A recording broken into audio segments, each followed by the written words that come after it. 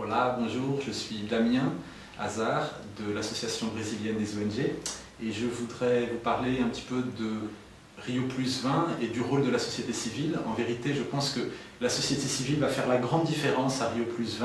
et elle doit permettre d'élargir le débat puisqu'elle va a priori parler des vrais problèmes et des vraies solutions face à la crise à laquelle nous faisons face. C'est dans le cadre du sommet des peuples et donc qui sera l'événement parallèle par rapport à la conférence officielle. La conférence officielle, effectivement, elle doit compter avec la participation de quelques organisations de la société civile, mais principalement se limiter à deux sujets. L'un, c'est l'économie verte, qui représente une nouvelle phase du capitalisme mondial, avec la marchandisation de la nature, en vérité, qui est déjà en marche, et qui doit prétendre donner des solutions aux problèmes des crises alimentaires, des crises de l'environnement, des crises sociales et financières, mais aussi ça en donnant une place plus grande aux entreprises et à la marchandisation, comme je l'ai dit, de la nature.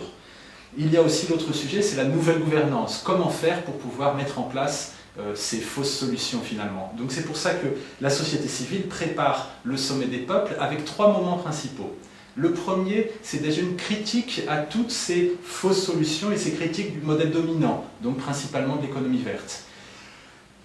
Principalement en remettant en cause l'économie basée, en particulier la matrice énergétique basée sur les combustibles fossiles. La deuxième question,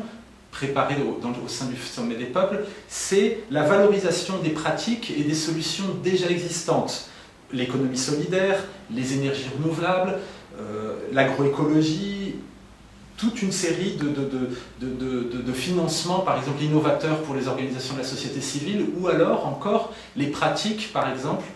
du bien-être, du bien-vivre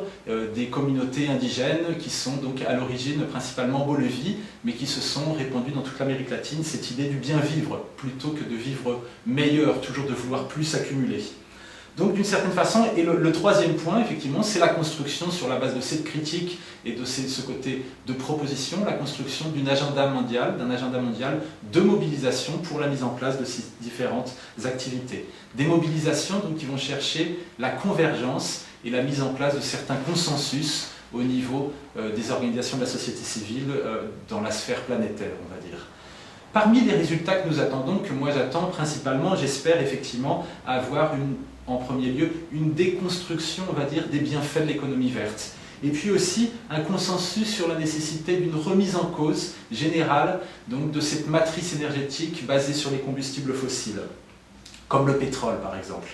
L'autre question, c'est effectivement la reconnaissance du rôle fondamental de la société civile et une diminution du rôle des entreprises, qui ont d'une certaine façon, le monde des entreprises crée et contribue au problème, et donc un rôle grandissant de la société civile pour apporter les bonnes solutions qui existent déjà, qui sont déjà en marche, mais qui ne sont pas encore devenues des politiques publiques à l'échelle mondiale.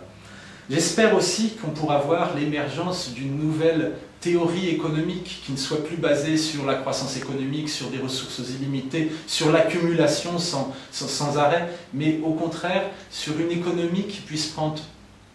prendre en compte des dimensions humaines, qui puisse considérer effectivement les ressources limitées qu'il existe sur la planète et qui met en premier lieu le bien-être, le bien-vivre de la population de toutes et de tous.